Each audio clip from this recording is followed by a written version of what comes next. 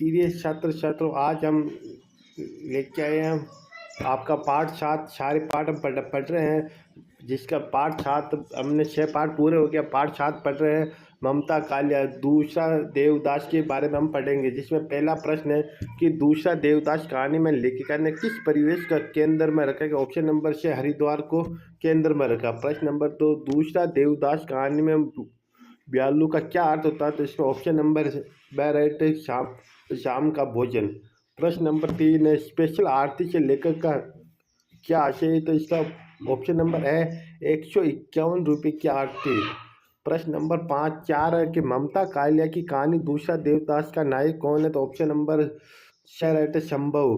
प्रश्न नंबर 5 है शंभव की लड़की से पहली मुलाकात कहाँ हुई। तो ऑप्शन नंबर हर की पेड़ी पर। प्रश्न नंबर 6 है कि मनोकामना की गांठ विचित्र है, इधर बांधो और उधर लग जाती है, किसने सोचा है। तो ऑप्शन नंबर बी शंभव ने सोचा। प्रश्न नंबर 7 है दूसरा देवदास कहानी संग्रह में गंगापुत्र किसे कहा गया। ऑप्शन नंबर है गोताखोरों को। प्रश्न नंबर 8 है कि मनोकामना हेतु लाल पीले धागे कितने रुपये में बिक रहे। तो ऑप्शन नंबर 6 ₹1.25 में बिक रहा था। अब प्रश्न नंबर है लघुत्तरात्मक दिग उत्तरात्मक प्रश्नोत्तरी कि मनोकामना की गांठ की अद्भुत अनूठी है, इससे बांधो उधर लग जाते कथन के आधार पर पारों की मनोदशा का वर्णन कीजिए। जिसमें उत्तर रहेगा कल गंगा घाट पर लड़की की भेंट लड़के से हुई थी और पुजारी ने उन्हें पास खड़ा देखकर भ्रम से पति पत्नी समझकर फलने फूलने का आशीष भी दिया। लड़की छिटकर दूर खड़ी हो गई, पर उन लोगों के मन में प्रेम का अंकुश हो गया। आज मनसा देवी के दर्शन करने के बाद लड़की ने मनोकामना पूर्ण होने की खल्लावे की जो गांठ बांधी थी, लगता था कि उस गांठ का असर हुआ और उसकी दोबारा मुलाकात हुई।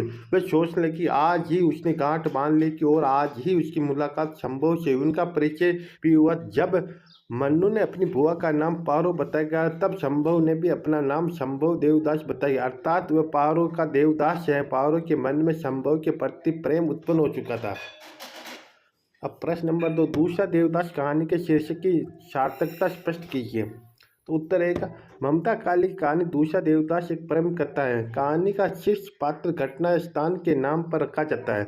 वह आकर्षक, रोचक और संक्षिप्त एवं कौतूहलवर्धक भी होना चाहिए। शंभव को पता चलता है कि जो लड़की गंगा तट पर उसे पुजारी के पास मिली, उस पुजारी ने उसे पति पत्नी समझकर फलों फूलों का आशीष दिया तथा उसका नाम पारो है। और उसने परिचय देते हुए कहा कि नाम बताया कि शंभव देवदास है। शंभव देवदास। तो पारो और देवदास शरद चंद्र के उपन्यास देवदास के पात्र, इसलिए इसी कहानी का शीर्ष दूसरा देवदास पूरी तरह से उपयुक्त था।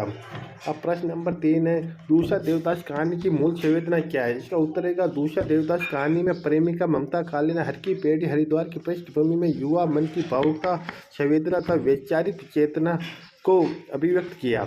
इस कहानी में अचानक हुई मुलाकात के बाद युवा हृदय में कल्पना रोमानियत के जो भाव उठते हैं वह बखूबी प्रस्तुत किया। अब प्रश्न नंबर 14 के लेखिका ने गंगापुत्र किससे कहा गया है और क्यों।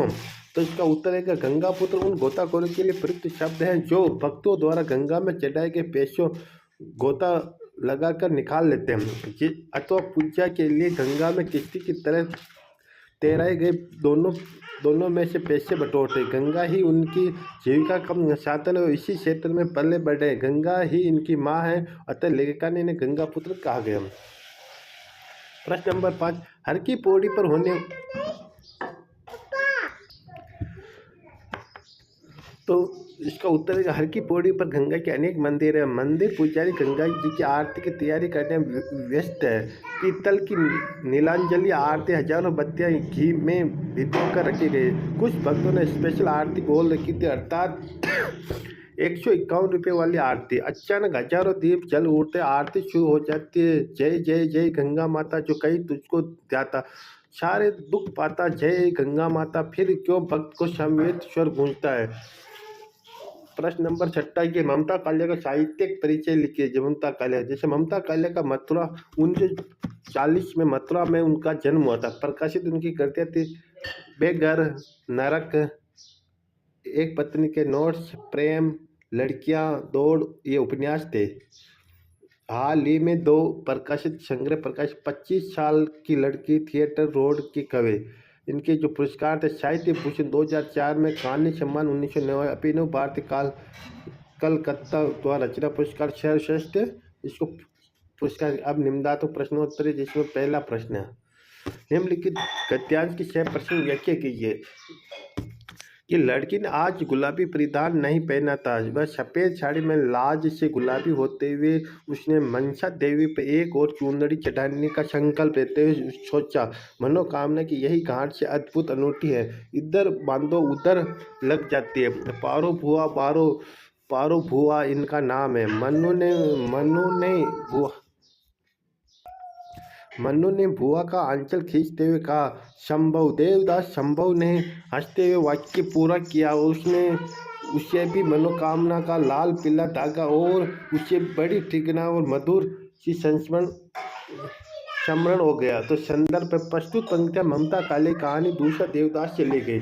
ये कहानी हमारे पाठ्य पुस्तक अंतरा भाग में संकलित है। इसका प्रश्न, हर की पौड़ी पर गंगा स्नान के बाद शंभू को वहाँ एक लड़की मिली। दोनों को बहुत पास खड़ा देखकर और लड़की द्वारा प्रयुक्त हम शब्द से पुजारी को दोनों का पति पत्नी होने का भ्रम हुआ, उसे आशीर्वाद दिया। अगले दिन मनसा देवी मंदिर से लौटते समय वही लड़की अपने भतीजे के साथ शंभू से मिल गई। अब हम इसकी व्याख्या कर रहे हैं। कल उस लड़के से गुलाबी वस्त्र पहने थे, आज वे सफ़ेद साड़ी में और पिज्जा से गुलाबी हो रहे थे। लड़की ने मनसा देवी के दर्शन कर मनोकामना पूरी होने की गांठ और लज्जा गुलाबी हो रही थी। लड़की ने मनसा देवी के दर्शन कर मनोकामना पूरी होने की गांठ बांधी थी, तो उधर शंभू ने भी मनोकामना पूरी होने की गांठ धागे से बांध दी। शंभू को देखकर लड़की ने मनी मन संकल्प लिया कि देवी पर एक चुंदर और चढ़ाऊंगी और सोच रही थी कि मनोकामना यही गांठ कैसी अद्भुत अनोखी है, इधर बांधो उधर लग जाती। लड़की के साथ आया छोटा भाई मन्नू, उसका भतीजा था, पहले ही हर की पौड़ी पर शंभू से मिल चुका था, उसने अपना मित्र बना लिया। अब इस पर विशेष पहला विवरणात्मक शैली और सहज सरल भाषा का प्रयुक्त हुआ। दूसरा देवदास एक कहानी प्रेम है। देवदास उपन्यास के नायक नायिका जो नाम के लिए भी कहानी के लिए भी नायिकाओं से भी हैं। शंभव ने अपना नाम शंभव देवदास बताकर यह बता दिया कि वह पारो से प्रेम करने लगा, और पारो व देवदास की प्रसिद्ध कहानी की शरत बाबू के बंगला उपन्यास देवदास से है। अब दूसरा गद्यांश की 6 प्रश्न व्याख्या करनी। भीड़ लड़के ने दिल्ली में ही भी देखी थी, बल्कि रोज देखता था, पर दफ्तर जाती भीड़, खरीद फरोख्त करती भीड़, तमाशा देखती भीड़, सड़क क्रॉस करती भीड़। लेकिन इस भीड़ का अंदाजा निराला था। इस भीड़ में एक सूत्रता थी। यह न थी कि जाति का महत्व था, न भाषा का महत्व, उद्देश्य का था जो सबका सम्मान था, जीवन के प्रति कल्याण भावना। और इस भीड़ में दौड़ नहीं था, अतिक्रमण नहीं था, और अनोखी बात का भी कोई भी शरणार्थी किस सैलानी आनंद में डुबकी नहीं लगा रहा था। अब हम पढ़ते संदर्भ। प्रस्तुत गद्यांश हमारी पाठ्य पुस्तक अंतरा भाग 2 में संकलित दूसरा देवदास से अवते जो लेखिका ममता कालिया है। अब इसका 6 प्रसंग पढ़ते। वैशाखी के दिन हर की पौड़ी पर एकत्रित श्रद्धालु की भीड़ देखकर अचंभित शंभू कहता है कि ऐसा नहीं कि उसने भीड़ पहले कभी नहीं देखी हो, बल्कि यह रोजाना ही दिल्ली में ऐसी भीड़ देखता है जो दफ्तर जाते वस्तु को खरीदती बचते, किसी घटना पर तमाशीन बनकर उसे देखते रहते या फिर सड़क पार करती। ऐसी भीड़ अनेक भीड़ जब भीड़ से अलग दिल्ली में देखी गई तो भीड़ बिखराव था, लेकिन इस भीड़ में एक सूत्रता भी भावना थी। इसमें न जाति न भाषा किसी आधार पर कोई भेदभाव न था, बल्कि सभी का उद्देश्य एक लक्ष्य था। उससे भी महत्वपूर्ण बात गंगा के पवित्र जल में स्नान से अधिक स्वयं से आत्मसात होने की प्रक्रिया थी, जिससे श्रद्धालु जितना अधिक ध्यान लगाते उतना ही अधिक स्वयं को अहम मुक्त कुंठा रहित अनुभव करते।